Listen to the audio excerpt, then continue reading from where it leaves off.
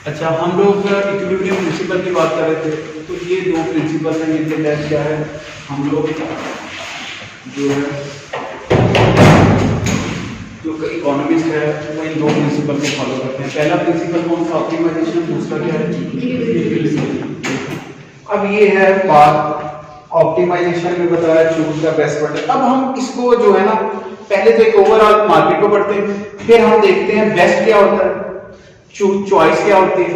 ये हाल मेरियन की बुक जो है उसका जो पैटर्न है वो ऐसे, मैं आपको बताऊंगा कि ये अब यहाँ से हम ये स्टार्ट करते हैं। पहले हम मार्केट को पढ़ते हैं, मार्केट को पढ़ते। मार्केट में मैंने बताया there are two forces, first is demand and second is supply. अब हम इसको डिटेल में पढ़ेंगे। एक एग्जांपल है मार्केट की जो बुक में गिवन है, वो मार्केट की एक अपार्टमेंट वाली मार्केट है। वो मार्केट वो मैं इसलिए बताना चाहूंगा कि वो एक सीक्वेंस में है, आपको अवेलेबल है, और दूसरा ये कि उसके थ्रू उसने काफी चीजें बताने की कोशिश की। अपार्टमेंट्स की मार्केट है बिल्कुल इसी तरह आप लोगों में से बच्चे हैं जो काफी ज्यादा आउट स्टेशन के हैं, जो डे स्कॉलर नहीं हैं, उनको अपार्टमेंट चाहिए, रेजिडेंस चाहिए दूसरे वर्ड में। तो इसने क्या किया, इसने एग्जांपल दी यूनिवर्सिटी में अपार्टमेंट्स। अपार्टमेंट्स क्या है, कहता है there are two type of apartment. एक अपार्टमेंट वो है जो बिल्कुल यूनिवर्सिटी के जो है यूनिवर्सिटी के प्रीमिसेस में, यूनिवर्सिटी के साथ एडजेसेंट, ठीक है, वहां ज्यादा एक्सेस इजी है स्टूडेंट को, उसमें कुछ। दूसरा कहता है कि एक इनर है, इनर लेयर है, ये मैं वैसे ही बना रहा हूं, बुक में नहीं होगी, एक आउटर। ये जो अपार्टमेंट है इसमें ये आउटर अपार्टमेंट है, ये अपार्टमेंट जो है ये क्या है, इनर अपार्टमेंट। एक्सेस है, अच्छा अब एक्सेस है तो ऑब्वियसली आपके ख्याल में डिमांड किसकी ज्यादा होगी, इनर। अच्छा आउटर की एक्सेस मुश्किल है तो आउटर की डिमांड क्या होगी, कम। अब इनर की प्राइस भी क्या होगी, ये अंडरस्टूड है। अब हम मार्केट में पढ़ते हैं, इन अपार्टमेंट की मार्केट को हम कैसे देखें। अब सबसे पहले हमें ये क्वेश्चन करना है कि हमने सिंगल टाइम पे जो ये मूवमेंट चल रहा है इस पे हम इसको देखें या इसको देखें, हम दोनों को इकट्ठे नहीं देख सकते। अभी हम स्टार्ट करने लगे। फर्स्ट पॉइंट कौन सा था, मैंने आपसे अर्ज की, जो सिंपलेस्ट पॉइंट था। सिंपलेस्ट पॉइंट ये है कि we are concerning more with inner apartment की प्राइस, इनर अपार्टमेंट की सप्लाई, इनर अपार्टमेंट की। अच्छा सप्लाई एंड डिमांड जो है these are the forces of this market. अब इनर की बात करते हैं तो इनर की प्राइस को हम देखते हैं, हम कहते हैं price adjust of inner apartments until supply equates demand. इसका मतलब है जो वेरिएबल जो प्राइस होगी वो कौन सा वेरिएबल होगी, प्राइस। आपको मैंने एक दिन जब लास्ट टाइम हमने बताया, मैंने आपको बताया there are many types of variables. हम वेरिएबल्स को जब डिफाइन करते हैं तो हम देखते हैं कि हम उसको किस सिनेरियो में देखते हैं, किस सिनेरियो में। इंडिपेंडेंट डिपेंडेंट ये बहुत ज्यादा जो है वो चलता है, लेकिन क्या हम इसको इस सिनेरियो में देख रहे हैं कि हमें ये बताने की जरूरत है इंडिपेंडेंट की डिपेंडेंट। मैं कहता हूं मॉडल है, एक मॉडल मैं बनाता हूं, मैं कहता हूं P is function of quantity, inverse demand function है, ये क्या है। अब आपके ख्याल में इसको मैं दो तरह करता हूं, मैं कहता हूं प्राइस जो है वो डिपेंड कर रही है किस पे, क्वांटिटी। इसका मतलब है इंडिपेंडेंट क्या है और डिपेंडेंट क्या है। अब दूसरा जरा मैं देखता हूं, मैं कहता हूं प्राइस जो है वो मेजर की जा रही है इस मॉडल में। अगर मेरे पास Q की वैल्यू हो तो मैं P को क्या कर सकता हूं, Q की वैल्यू मैं कहां से लूंगा, बाहर से, जहां से भी मुझे वैल्यू मिलती है। अगर मैं Q की वैल्यू लेता हूं और मैं P जो है उसकी बेस पे क्या करता हूं, कैलकुलेट करता हूं अपने मॉडल में, तो P कौन सा वेरिएबल होगा, एंडोजीनस वेरिएबल। P कौन सा वेरिएबल होगा, the variable whose value is calculated from the factors inside the model, that is called endogenous variable. और एक्सोजीनस वेरिएबल क्या है, the value that is not calculated by the factors inside the model but taken as given outside of the model. ठीक है, जैसे बाहर है वैसे ही उसको उठा के हमने अपने मॉडल में ले लिया। हमें नहीं पता वो कैसे कैलकुलेट हुई, जिसका हमें नहीं पता वो क्या है, एक्सोजीनस। जो हम खुद कैलकुलेट कर रहे हैं मॉडल में वो क्या है, वो एंडोजीनस। तो पहले तो उसने ये डिफाइन किया कि जब हम इनर की प्राइस से करेंगे तो इनर के जो वेरिएबल होंगे, जो हम P है या कौन सा वेरिएबल हम कैलकुलेट करेंगे, कौन सा वेरिएबल होगा, वो एंडोजेनस वेरिएबल। अब हम सप्लाई को देखते हैं, और सॉरी पहले डिमांड को देखते हैं। हम आज डिमांड करते हैं इस मार्केट की, इनर मार्केट की डिमांड बनाता हूं। यहां है इसकी प्राइस और यहां है इसका नंबर ऑफ अपार्टमेंट्स। क्या है?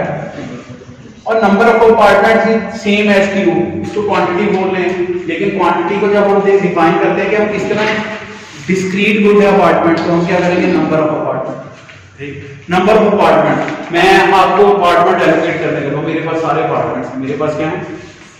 अच्छा, मैं पूछता हूं आप में से कौन कौन कितना पे कर सकता है एक अपार्टमेंट के लिए? मैं, आप यहाँ बच्चे हैं और मेरे पास अपार्टमेंट है, आप बच्चे थे कितने? 15 है, और मेरे पास अपार्टमेंट है सपोज करते हैं 10। क्या है? 10 जी।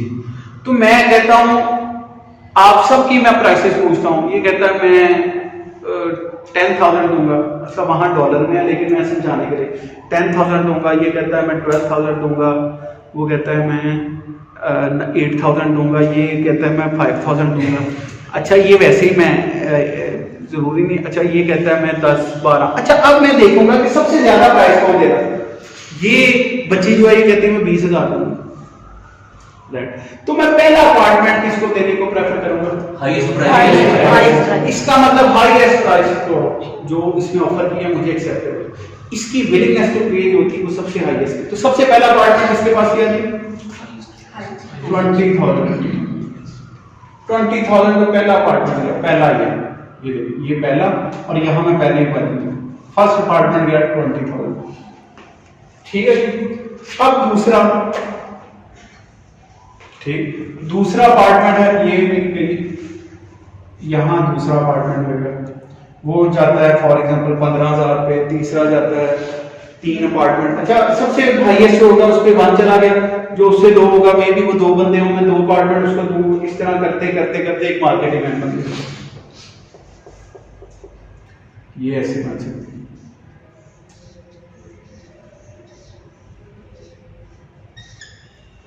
ठीक है, इसकी शेप बनेगी ऐसे। फिर मैं समझा रहा हूं that is according to the willingness to pay. उसको हम विलिंगनेस टू पे नहीं कह रहे इस बुक में, विलिंगनेस टू पे मैं आसानी के लिए कह रहा हूं the person who is willing to pay. Willingness to pay क्या मेरे डिपेंड करता है, मैं चीज बेचने वाला हूं तो डिपेंड करता है अगला कितना। अच्छा, मैं दूसरे एग्जांपल देता हूं, मैं सामने मिस्टर बिग्स हैं फास्ट फूड, वहां मैं जाता हूं, मैं जहन में सोच के गया, मैंने कहा कि मैंने यहां से पिज्जा परचेज करना, तो आपके ख्याल में पॉकेट में पैसे भी रख के जाऊंगा, और आपके ख्याल में कोई जहन में आइडिया भी होगा कि कितना मैक्सिमम तक खर्च करना। हर आदमी जो रैशनल, देखिए रैशनल, बार बार इस पॉइंट पे बात आती है, रैशनल वो आदमी है जो ऑब्जेक्टिव के साथ जाता है, जो एक सिस्टमैटिकली जो प्रोसेस से काम करता है। आप लोग जाएंगे, आपके पास मैक्सिमम बजट होता है हर काम के, आप एक कपड़ा खरीदने जाते हैं, आपको आइडिया होगा कि मैक्सिमम यहां तक जाना है, that is your willingness to pay. अच्छा, अब मैं 1000 रुपीज लेके मिस्टर बिन चला गया, मैंने कहा मिस्टर बिन में 1000 रुपीज तक पिज्जा आ जाएगा। मैं वहां जाता हूं तो मुझे पता लगता है कि यार यहाँ तो आज प्रमोशन लगी है 500। अच्छा, इसका मतलब है जो एक्चुअल प्राइस मेरा दैट इज 500। अब मेरे पास कितने पैसे बचे थे? 500। That was consumer surplus, that was. तो मैं आपको समझाने की कोशिश कर रहा हूं, जो पहला पॉइंट है ना, अच्छा ये है मार्केट डिमांड। क्या है? मार्केट डिमांड, जिसमें सारे बंदे हैं, और सॉरी नंबर ऑफ अपार्टमेंट्स हैं, और ये डिफरेंट प्राइसेस हैं। इसको मैं विलिंगनेस टू पे कह रहा हूं, ये होगी रिजर्वेशन प्राइस। क्या?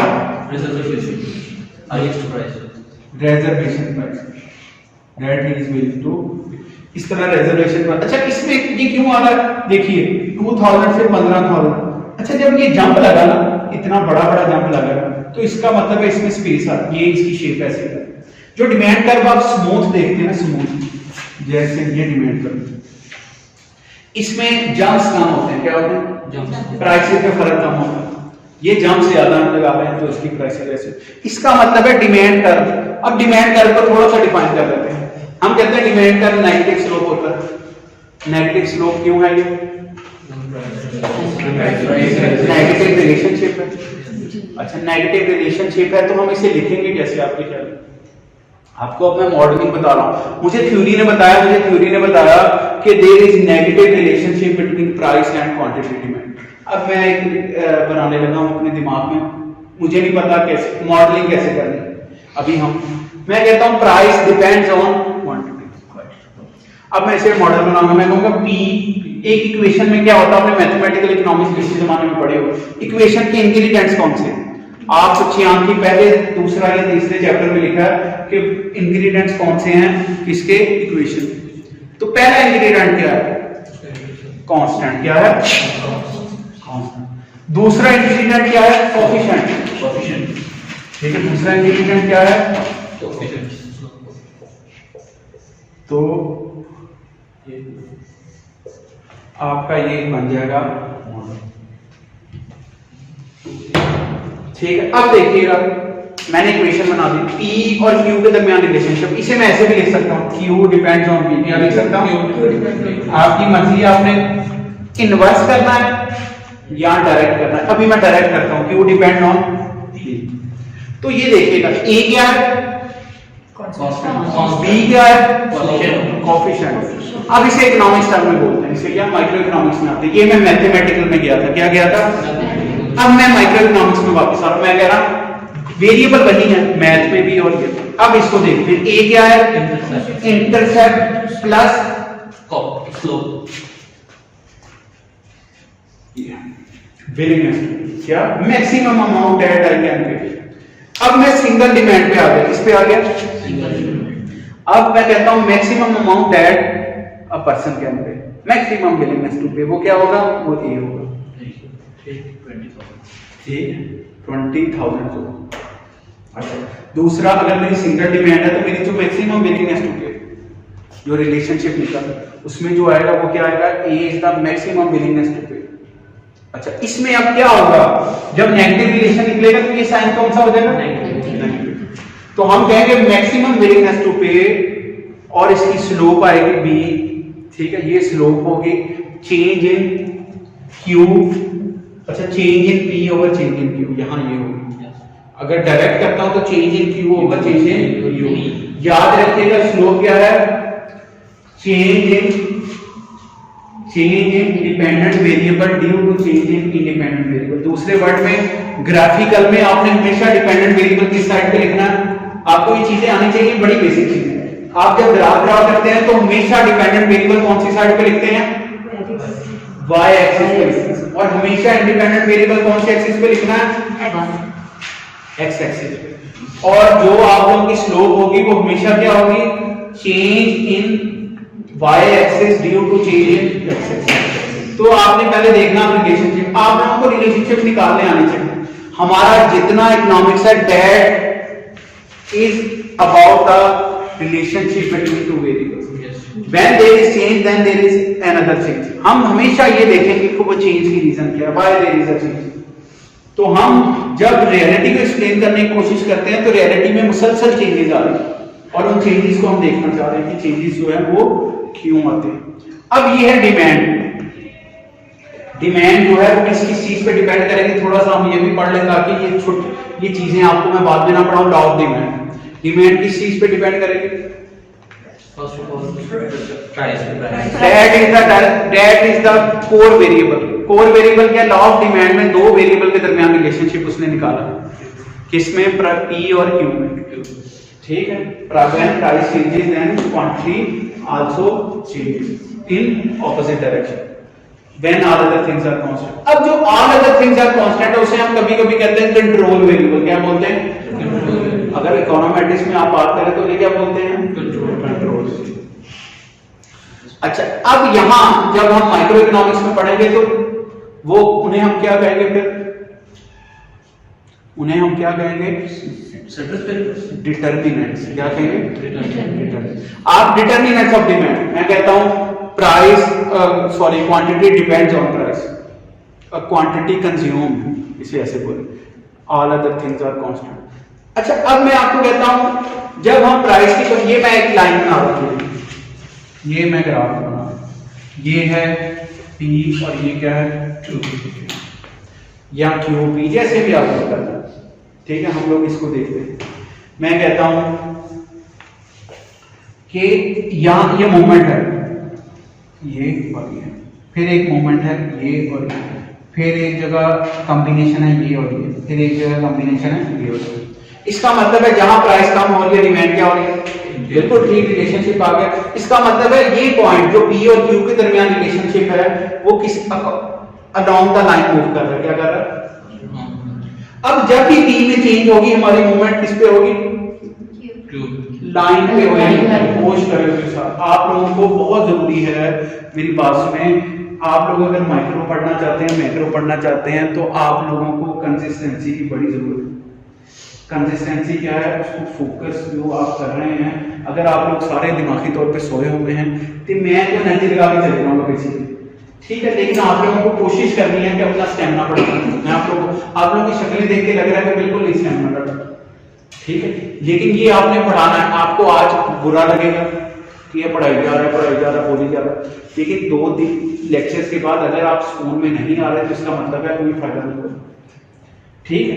हर आदमी की प्रैक्टिस होगी। मैं इसलिए अभी मैं काफी देर बोलूंगा तो मैं इसलिए बोलूंगा कि मेरी प्रैक्टिस है, इसलिए नहीं कि मैं ऐसे ही नहीं शुरू से, लेकिन मैं प्रैक्टिस कर करके आप 2 दफा आपने बड़ी कोशिश कर रहे हैं यहाँ पे आगे माजरत के साथ, ठीक है। अच्छा, मैं आप लोगों को बता रहा था कि जब भी अलोंग द लाइन मूवमेंट होगी वो डायरेक्ट वो रिलेशनशिप वो कौन सा वेरिएबल होगा, P और Q का। अब मैं डिटर्मिनेंट्स की बात करता हूं। मैं कहता हूं पहला डिटर्मिनेंट क्या, पहली चीज जो सबसे ज्यादा इंपॉर्टेंट है आपकी लाइफ में वो क्या है, इनकम। दूसरा आप बताइएगा, आपको पता है सारा, टेस्ट। फिर क्या है, वेदर। टेस्ट में आ जाएगा सारा, फैशन, वेदर, ये सारी चीजें किस पे इम्पैक्ट करेंगी, टेस्ट पे करेंगे, ठीक है आपकी। अच्छा, फिर नंबर ऑफ बायर्स क्या है, जितने ज्यादा हो number of prices of substitute and compliments.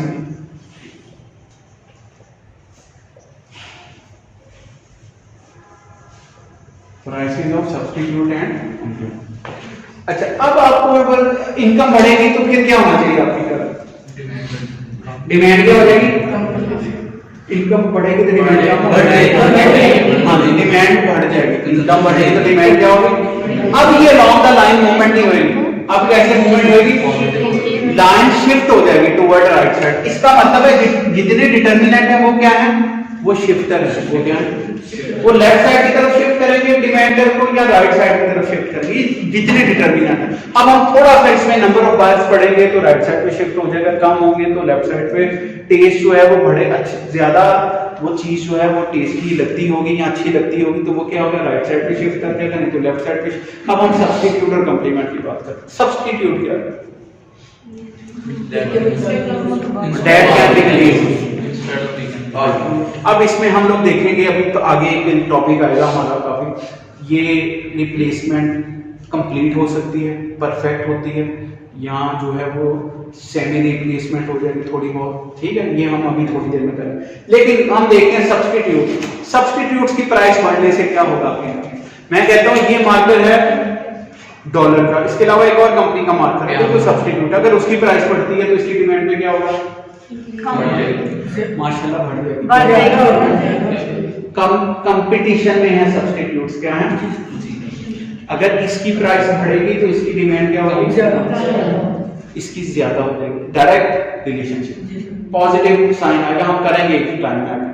Positive sign जब आएगा तो फिर क्या होगा, सब्स्टिट्यूट होगी। नेगेटिव साइन, इसकी प्राइस कम होती है तो इसकी डिमांड जो है वो क्या हो जाएगी, बढ़ जाएगी, इसका डिमांड कम हो जाएगी। पॉजिटिव रिलेशनशिप है ना, पैरेलल है। इसी तरह कॉम्प्लीमेंट्स की बात करते हैं। कॉम्प्लीमेंट्स ऑपोजिट होगा, क्या होगा, एक की प्राइस बढ़ेगी तो दूसरे की डिमांड। कॉम्प्लीमेंट्स, परफेक्ट कॉम्प्लीमेंट्स तो खैर वो तो हम लेते ही इकट्ठे हैं, जैसे कि शू है। अच्छा, जो ऐसे कॉम्प्लीमेंट्स जैसे पिज्जा के साथ आप लोग कोल्ड ड्रिंक ज्यादा यूज करते हैं, ठीक है, इसी तरह आप लोग क्या करते हैं, चाय के साथ जो है शुगर है, तो इनकी एक ही प्राइस बढ़ जाएगी तो दूसरे की डिमांड जो है वो क्या होगा, ये ऑपोजिट रिलेशनशिप आएगा, याद रखिएगा। Substitutes versus complements. तो ये इस पे ये भी शिफ्टर है, ये भी क्या है शिफ्टर, ठीक है। अच्छा ये है लॉ ऑफ डिमांड हमें थोड़ा। अच्छा ये डिमांड लाइन की क्या थी? अभी हम मार्केट में एक फोर्स को डिस्कस कर रहे हैं, दैट इज डिमांड। आप लोगों के पास अगर कोई क्वेश्चन है इससे रिलेटेड तो आप लोग पूछ सकते हैं, डिमांड से रिलेटेड कोई क्वेश्चन है तो पूछ सकते हैं, कोई भी। मेरा एक क्वेश्चन जी जी फरमाइए। सर, नीचे हम जो डिमांड कर्व की वो स्मूथ है, ठीक है, ऊपर जो कर रहे हैं वो काफी बड़ी जिग है, तो ये क्या ये मार्केट का फर्क है या ये मार्केट का नहीं, ये है प्राइसेस का। अगर जंप्स मैंने आपको बताया, मैंने अभी जो आपको समझाने के लिए बताया कि 20,000 से 50,000 पे आ गए, मार्केट में ऐसे नहीं होता। मार्केट में 20,000 के बाद डायरेक्ट 50,000 नहीं आएगा, 20,000 के बाद बहुत माइनस चेंज के साथ शायद 19,000 समथिंग में आ गए। तो प्राइस डिस्क्रिमिनेशन में ऐसे कुछ होता है? ये प्राइस डिस्क्रिमिनेशन यहाँ बहुत ज्यादा प्राइसेस में डिफरेंस होती है, ठीक है, जो ऑफर प्राइस है उसमें ऐसा। तो ये परफेक्ट कंपटीशन, ये परफेक्ट नहीं, परफेक्ट में स्मूथ होगी। अच्छा सर यहाँ पर जो रिजर्वेशन प्राइस है वो हाईएस्ट के लिए, अब ये हर डिपार्टमेंट के लिए जो मैक्सिमम नहीं, आप देखिए मैं आप लोगों को अगर अपार्टमेंट बेचना चाह रहा था तो मैंने आपको इसने 20,000 पे करने की कोशिश की, एक ही बता था किसने 20,000 का अपार्टमेंट, मैंने एक ही से दे दिया। अब मैं इससे पूछता हूँ ये 50,000 देगा, ठीक है, तो मे भी 50,000 वाले दो हों, मैं 2 अपार्टमेंट नहीं दे दूँ। आप समझ रहे, इस तरह ये चलता है। हर अगला जो अपार्टमेंट है वो हाईएस्ट अवेलेबल रिजर्वेशन प्राइस है। अच्छा वो जरूरी नहीं है कि वो हाईएस्ट उसमें हो, लेकिन वो नेक्स्ट हाईएस्ट हो, नेक्स्ट। अच्छा अब डिमांड की बात, आगे आप में से कोई क्वेश्चन है बच्चों? अच्छा हम लोग बड़ा आसान चीजें पढ़ रहे हैं, अभी हमको ही टेक्निकल चीज में नहीं घुसे, हम रिपीट कर रहे हैं एक चीज। अच्छा अब हम सप्लाई कर रहे हैं, नेक्स्ट फोर्स क्या है? सप्लाई। अब सप्लाई दो तरह की है, सप्लाई क्या है? शॉर्ट रन सप्लाई है, लॉन्ग रन सप्लाई। अब अपार्टमेंट्स की नेचर क्या है आपके ख्याल में? अपार्टमेंट की नेचर क्या होती है? अपार्टमेंट अगर मैं सप्लाई बढ़ाना चाहूँ तो इसका मतलब मुझे उसकी प्रोडक्शन बढ़ानी है, क्या आपके घर में टाइम लगेगा उसको? तो हम लोग देखते हैं कि सप्लाई जो है वो अपार्टमेंट्स की अगर हम बात करते हैं तो वो ऐसे supply quantity is constant in short, ठीक है। ये आपका होगा P और ये होगा, अब ये जो सप्लाई है ये कांस्टेंट होगी। अच्छा इसका क्या मतलब है? प्राइस जैसे मर्जी बढ़े कम हो, रिजर्वेशन प्राइस जो है या जिसे हम प्राइस बोलेंगे वो जैसे मर्जी बढ़े या कम हो, इसमें कोई फर्क नहीं पड़ता। जी sir, there is no relationship between at this time, क्योंकि शॉर्ट हाँ ये शॉर्ट रन में जब तक अपार्टमेंट नहीं आता ही नहीं, ठीक है। आप देखिएगा इसमें कोई फर्क नहीं पड़ता, ठीक है। प्राइस का बढ़ने से कम होने से इररिलेवेंट है ये इसी पॉइंट पे। अच्छा अब हम थोड़ा सा जो अच्छा मार्केट के हम डिमांड के बाद सप्लाई क्यों पढ़ते हैं बच्चों वाली बात है, क्या हम इसलिए पढ़ते हैं कि हमने इक्विलिब्रियम की तरफ जाना। इक्विलिब्रियम अकेली डिमांड नहीं बढ़ा सकती, बना नहीं सकती, और इक्विलिब्रियम अकेला जो है वो सप्लाई भी नहीं बना सकती, तो हमें दोनों चैनल समझने। तो हम इसलिए क्या कर रहे हैं, अभी हम सप्लाई की बात, अब हम लॉ ऑफ सप्लाई में चले जाएं, थोड़ा सा इलैबोरेट कर लें। लॉ ऑफ सप्लाई क्या है?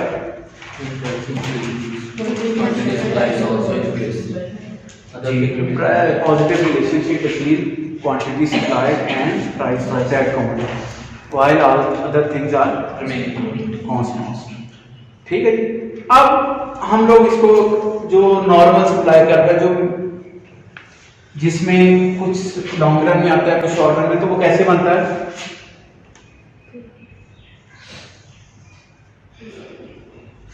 तो इसे ऐसे नहीं बनाते, इसे ऐसे बनाते हैं, इसे। अब ये सप्लाई करता है P और Q। अब इसकी हम बना लेते हैं क्या इक्वेशन, हम कहते हैं quantity depends on price, same. अब मैं इसका करता हूं C प्लस डी। अब C इंटरसेप्ट आपने इकोनोमेट्रिक्स में, मैथमेटिक्स में ये कांस्टेंट, T जो है वो कोफिशिएंट, इकोनॉमिक्स में ये क्या है, दैट इज स्लोप, ठीक है। मैथमेटिक्स भी इसे स्लोप ही कहता है, इकोनोमेट्रिक्स में भी इसे स्लोप ही हम बोलते हैं, लेकिन ये कोफिशिएंट है जब हम इक्वेशन की बात करते हैं। कोफिशिएंट इज क्या है? The parameter that is attached to variable, अच्छा, the constant the parameter that is constant, that whose values is constant and that is alone, ये इक्वेशन में अकेला, इसके साथ कोई वेरिएबल अटैच, एक तो ये हो गया। अब हम देखते हैं सी क्या है माइक्रो इकोनॉमिक्स। मैं ये मार्केट, मैं प्रोड्यूसर, मैं सप्लाई करने आया ये मार्केट, मैं बार मार्केट, क्योंकि मेरे पास यही है, ये मार्केट में आया, आपके ख्याल में मैं यहाँ प्रपोज कर रहा हूँ कि मार्केट बेचना चाहता हूँ। आप में से एक बच्चा है जो कहता है कि मैं इसके 3 रुपीज दूंगा। मैं अंदर यार 3 रुपीज में तो ये तैयार भी नहीं होगा। 4 रुपीज, 5 रुपीज, 6 रुपीज, 7, 8, 9, इसकी कॉस्ट है 10 रुपीज। इसकी कॉस्ट क्या है? 10 रुपीज। सारी कॉस्ट में आपको पता है इकोनॉमिक्स में कॉस्ट अपॉर्चुनिटी कॉस्ट भी होती है, इसलिए इसमें कहीं ना कहीं नॉट ऑफ प्रॉफिट भी है। वो टोटल कॉस्ट है, तो कौन सी कॉस्ट है उसमें? हाँ, नॉर्मल प्रॉफिट कॉस्ट कौन सी है? वो एक अपॉर्चुनिटी कॉस्ट है जो नजर आती है और एक जो नजर नहीं आती, दैट इज अपॉर्चुनिटी कॉस्ट। ठीक है, जब हम ये मार्केट बेचूंगा तो मैंने इसका जेन में बनाया 10 रुपीज है जिसपे नॉर्मल प्रॉफिट है, जो मिनिमम कॉस्ट है, तो मैं मिनिमम कौन सी वैल्यू को एक्सेप्ट कर रहा हूं? 10। अगर आपकी क्लास में सारे ही जरूरत के मारे नहीं है इस मार्केट के और वो मुझे कहते हैं 10 रुपीज है, तो मैं कोशिश करूंगा यहाँ कम से कम मार्केट बिके।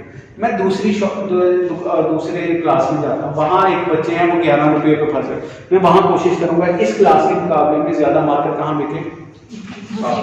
उस क्लास में। अच्छा, इसका मतलब है वहां मैक्सिमम विलिंगनेस टू पे थी, यहाँ मिनिमम विलिंगनेस टू एक्सेप्ट है। मिनिमम विलिंगनेस टू क्या है? कम से कम मैंने कहां से बेचना स्टार्ट करना है? ये वो पॉइंट है जहां से मैंने बेचना स्टार्ट करना, और ये वो वैल्यू है सी जो मिनिमम क्या है? Willingness to accept. ठीक, उसके बाद जितनी बढ़ती जाएगी ये बढ़ता जाएगा, पॉजिटिव स्लोप। मिनिमम क्या है? ये वहां विलिंगनेस टू पे थी, यहाँ क्या है? Willingness to pay. Willingness to पे हमेशा हाईएस्ट होती है, मैक्सिमम होती है, और विलिंगनेस टू एक्सेप्ट जो है वो हमेशा क्या होती है? मिनिमम होती है। ये थोड़े से चीजें हैं जो, अच्छा इसके अलावा अब प्राइस में जब भी चेंज आएगी तो Q जो है वो चेंज होगा और मूवमेंट जो होगी वो अलोंग द लाइन। इसके अलावा और कौन सी चीजें हैं जो इफेक्ट करती हैं सप्लाई पर? मार्केट जी क्या है? उसके अलावा नंबर ऑफ सप्लायर्स, ठीक है, सब्स्टिट्यूशन प्राइस, कॉम्प्लीमेंट प्राइस। जी, इनकम की जगह क्या आएगा? वहां इनकम थी, यहाँ क्या आएगा? अल्लाह के बंदे, इनकम, और यहाँ आएगा कॉस्ट। क्या? Cost of inputs. क्या आएगा? ठीक है, ये शिफ्टर होंगे, ये लाइन क्या होंगी? ये लाइन के शिफ्टर होंगे, ये अलोंग द लाइन मूवमेंट ही होगी। कॉस्ट बढ़ेगी तो सप्लाई क्या होगी? कम होगी तो ये लेफ्ट साइड पे शिफ्ट हो जाएगा, कॉस्ट कम होगी तो ये राइट साइड पे शिफ्ट हो जाएगी। ठीक है, तो प्राइसेस ऑफ सब्स्टिट्यूट जो है वो क्या है? वो बढ़ेगी तो सप्लाई क्या हो जाएगी? प्राइस ऑफ सब्स्टिट्यूट जब बढ़ जाएगी तो इसका मतलब सप्लाई ज्यादा हो जाएगी। प्राइस ऑफ कॉम्प्लीमेंट जो है वो बढ़ेगी तो सप्लाई क्या हो जाएगी? कम हो जाएगी। ठीक है, तो ये जो चीजें हैं ये आपने देख ली, सप्लाई और डिमांड समझ लगी आप लोगों को। अगर सप्लाई में कोई क्वेश्चन है पूछे सर, इसका ये जो सप्लाई कर रहा है ये ओरिजिन से क्यों नहीं स्टार्ट होता सर? ये ओरिजिन से इसीलिए तो स्टार्ट नहीं होता, कॉस्ट जीरो होती है। आपने देखना है आपने किस चीज का, कुछ चीजें हो सकती है जिनकी कॉस्ट जीरो, जैसे पानी है, अगर पानी में भी वैसे भी कॉस्ट है, लेकिन अगर कोई ऐसी नेचुरल चीज है जिसमें कोई कॉस्ट नहीं लगेगी तो वो शायद ओरिजिन से स्टार्ट हो जाए। लेकिन सनशाइन बिकता है तो सप्लाई कर सकता है, लेकिन जब आप उससे वैल्यू एडेड करोगे तो then there will be cost. कोई चीज ऐसी तो रहा हो, अच्छा वैसे इसलिए ओरिजिन से नहीं स्टार्ट। यही मैं आपको बता रहा हूँ, सी जो है मिनिमम को, इंटरसेप्ट जो है इसका नीचे है, उसका इंटरसेप्ट ऊपर। ठीक है, एक तो ये। अच्छा ये है प्राइस। अगर आपको सप्लाई से और क्वेश्चन है तो पूछें।